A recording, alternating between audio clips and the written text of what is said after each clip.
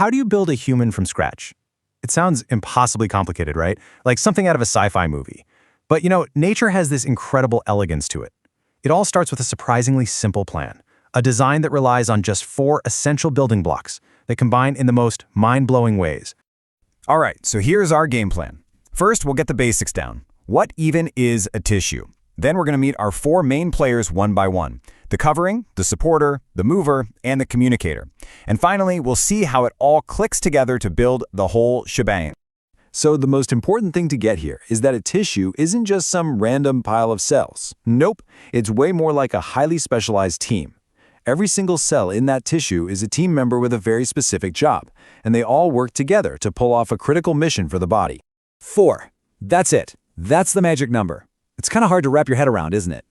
Every single part of your body, your bones, your brain, your blood, all of it is just different combinations of these 4 basic tissue types. That's all it takes. And here they are, our 4 superstars: epithelial, connective, muscle, and nervous tissue. Think of these as the master materials in the body's construction kit. So let's get to know them, shall we? Okay, first up we've got epithelial tissue. You can think of this as the body's first line of defense. It's protective coating. It's our main interface with the world around us and with everything going on inside us, too. Seriously, picture it like a living, functional wallpaper. It's the skin you see on the outside, sure, but it also lines your entire digestive tract, your lungs, your blood vessels. It is the ultimate barrier and gatekeeper. Now, check out how these features work together. The cells are packed in super tight, like bricks in a wall, for maximum protection. It's also avascular, which is just a fancy way of saying it has no blood vessels running through it. That's why a tiny paper cut doesn't gush blood. But the coolest part? Because it takes so much wear and tear, it can regenerate like crazy. That peeling skin after a sunburn, that's your epithelial tissue building a fresh new layer. And this is where it gets really neat, because you can see how form perfectly follows function. In the lungs, where you need oxygen to pass through easily, the cells are super thin and flat. But in your intestine, where you need to absorb nutrients, the cells are tall and column-shaped. The shape of the cell is perfectly customized for its job. Okay, next up is the most abundant and, honestly, the most varied tissue in the entire body: connective tissue. If epithelial tissue was the wallpaper, this stuff is the building's frame, the packing material, and the plumbing, all rolled into one. I mean, the name pretty much gives it away, right? It connects things. But it's so much more than just the body's glue. It provides the entire structural framework that holds you together. So unlike those tightly packed epithelial cells, the cells in connective tissue are usually more spread out. The real secret sauce here is the intercellular matrix, which is just the stuff between the cells. And this matrix can be anything. It can be a liquid, like in blood, it can be a flexible gel, like in cartilage, or it can be rock solid, like bone. It's this matrix that gives each type of connective tissue its own unique superpowers. And just look at this incredible range. From the squishy tissue that pads your organs, to the tough as nails tendons that connect muscle to bone, to the solid skeleton you're sitting on, and even the fluid blood flowing through your veins. It is amazing that all of this stuff belongs to the same family. All right, let's get things moving. Next up is the tissue that's all about force and motion. We are heading into the body's dynamic engine room, muscle tissue. So what's its special talent?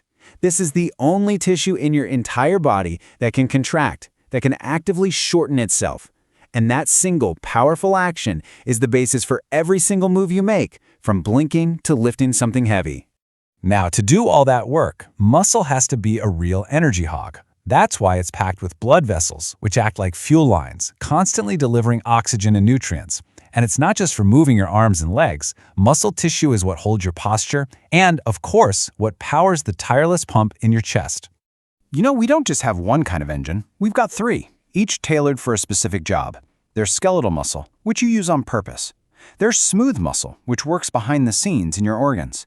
And then there's cardiac muscle, that unique, relentless muscle found only in the heart. And this is a really critical difference. You decide to pick up a coffee cup, that's voluntary, that's your skeletal muscle. But you don't have to remind your stomach to digest food or tell your heart to beat. That's the automatic, involuntary work of smooth and cardiac muscle. It's a perfect division of labor. And that brings us to our 4th and final tissue, the master controller. This is the body's information superhighway, the command center that runs the whole show. Meet nervous tissue. This tissue is all about one thing: communication. It's basically the body's biological internet. It takes in information, processes it, and sends out commands as lightning-fast electrical signals. It's made of these famous cells called neurons, which fire off signals, and their crucial support staff, the neuroglial cells. They're designed to be highly excitable, ready to transmit a message at a moment's notice. But here's the catch, and it's a big one. It has very limited ability to regenerate. Unlike skin, when nervous tissue is damaged, it doesn't really heal well, which is why injuries to the brain or spinal cord are so devastating. So, we've met the whole team: the covering, the supporter, the mover, and the communicator. Now let's take a quick final look at how these 4 building blocks actually come together to build, well, us. It all comes together in this beautiful, logical progression. Think of it like building a house. The individual cells are the bricks. You group those bricks together to make tissues, those are the walls. You assemble different walls to create organs, like the heart or the lungs, those are the rooms. And then you put the rooms together to create functional systems, like the circulatory system, and that's the whole building.